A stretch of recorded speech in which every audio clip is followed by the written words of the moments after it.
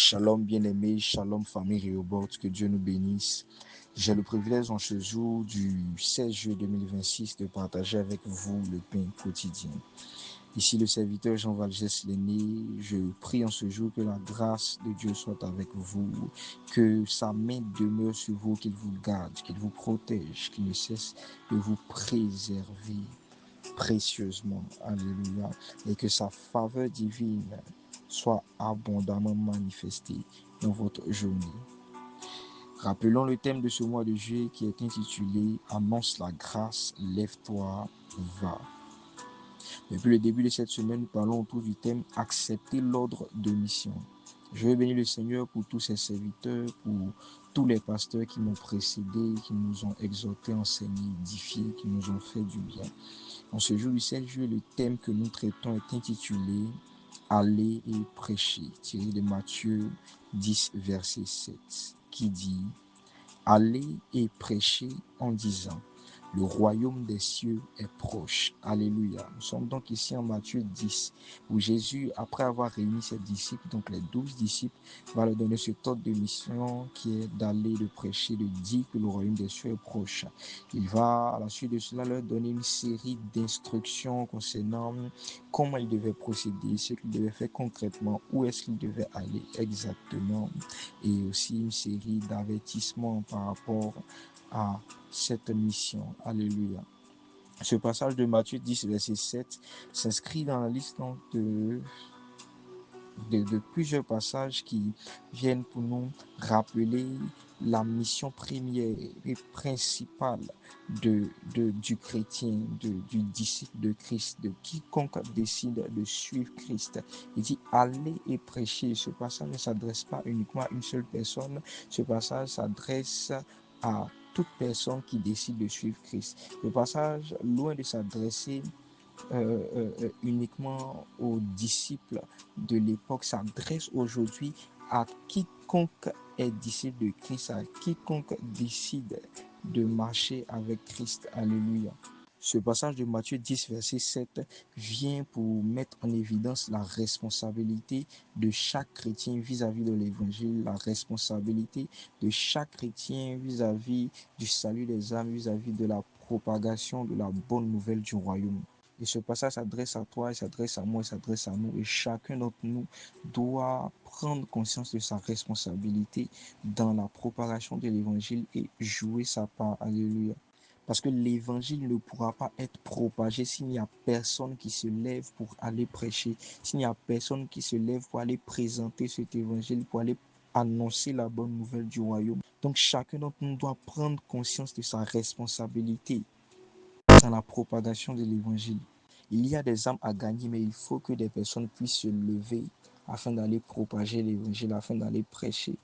Ésaïe 6, verset 8, j'entendis la voix du Seigneur disant, qui enverrai-je et qui marchera pour nous? Je répondis, me voici, envoie-moi. Qui enverrai-je et qui sera mon messager? C'est ce que dit une autre version. Je répondis, me voici, envoie-moi. Donc Dieu cherche des personnes qu'il va envoyer pour propager sa parole, pour parler de sa part. Il faut que nous puissions nous lever, chacun puisse personnellement prendre conscience de sa part à jouer dans cette mission. La Bible nous dit que la moisson est grande, mais il y a peu d'ouvriers. Pourquoi? Parce que ces personnes-là qui doivent se lever et aller prêcher, aller propager l'évangile, sont encore assises, sont encore couchées, sont endormies, sont encore dans des considérations inutiles. Ces personnes qui doivent se lever afin d'aller prêcher sont occupées par d'autres choses, sont occupées par leurs activités. Ces personnes qui doivent se lever pour aller propager l'évangile, pour aller prêcher, sont occupées par les choses de la terre, par les choses de ce monde, par les soucis de ce monde, en oubliant l'essentiel qui est l'évangile de Christ. Romains 10, verset 14 dit « Comment invoqueront-ils celui en qui ils n'ont pas cru et comment croiront-ils en celui dont ils n'ont pas entendu parler? Et comment en entendront-ils parler s'il n'y a personne qui prêche ?» Comment l'évangile va se faire entendre? Comment la bonne nouvelle va se faire entendre s'il n'y a personne qui se lève, s'il n'y a personne qui se lève pour aller prêcher, s'il n'y a personne qui se lève pour annoncer? Il dit allez et prêcher. Cette personne s'adresse à toi, cette parole plutôt s'adresse à toi, s'adresse à moi, à quiconque est disciple de Christ. Donc ne t'assois pas dans ton coin, ne dis pas non, telle personne le fera, les pasteurs le feront. Voilà. Toi aussi, tu dois prendre conscience de ton rôle, de ta part à jouer, de ta responsabilité dans la propagation de l'évangile de Christ.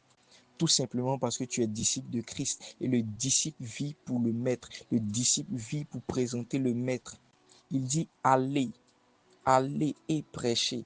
Aller, c'est sortir de sa zone de confort. Aller, c'est se lever, c'est se mettre en mouvement. Aller, c'est mettre certains divertissements et plaisirs de côté. Aller, c'est mettre du temps de côté, c'est mettre du temps à part pour l'évangile. Aller, c'est sacrifier son temps, c'est se mettre en mouvement, c'est sacrifier son énergie. Aller, c'est se lever, c'est utiliser les moyens qu'on a. Aller, c'est utiliser son argent, utiliser son temps, utiliser ses compétences. C'est se lever et mettre ce qu'il faut en œuvre afin de pouvoir porter l'évangile, afin de pouvoir prêcher. Aller, aller et prêcher. C'est aller vers des lieux, c'est aller vers des personnes, c'est cibler des zones, des territoires, c'est aller vers des zones d'influence, vers des secteurs d'activité, c'est aller partout et propager l'évangile. Aller, c'est aller malgré la persécution, malgré la résistance. Aller, dans Matthieu 10, après leur avoir dit aller et prêcher, il a pris le soin de leur donner toutes les instructions et de leur avertis par rapport aux résistances qu'ils allaient rencontrer. Donc aller, c'est aller en étant conscient de ce que cela implique, de ce que cela implique comme sacrifice, comme persécution, comme résistance. Et aller quand même, parce qu'il y a des âmes à gagner. Il leur fait comprendre donc qu'il y aura certes des persécutions, mais il leur fait comprendre aussi qu'il sera avec eux, qu'il sera avec eux dans cette mission. Donc c'est prendre conscience que nous ne sommes pas seuls. Nous faisons cette œuvre qui appartient à Dieu, avec Dieu lui-même. Avec Dieu lui-même. En Marc 16, il dit, allez par tout le monde et prêchez la bonne nouvelle à toute la création. Au verset 19, verset 20, on dit, le Seigneur, après leur avoir parlé, fut enlevé au ciel et s'assit à la droite de Dieu. Et il s'en allait en parlant des disciples, prêcher partout.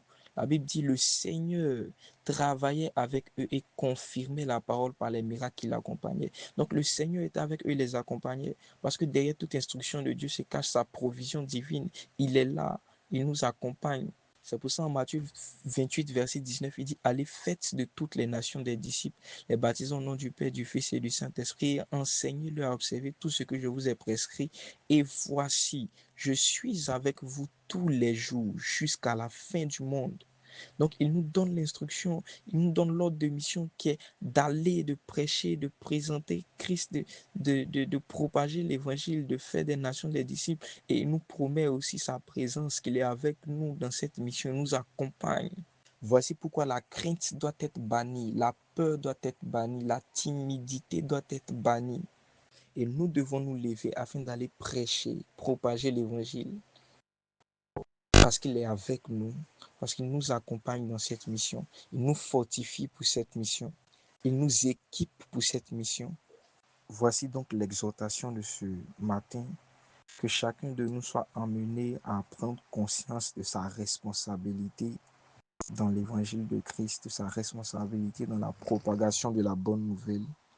Comment donc invoqueront-ils celui en qui ils n'ont pas cru?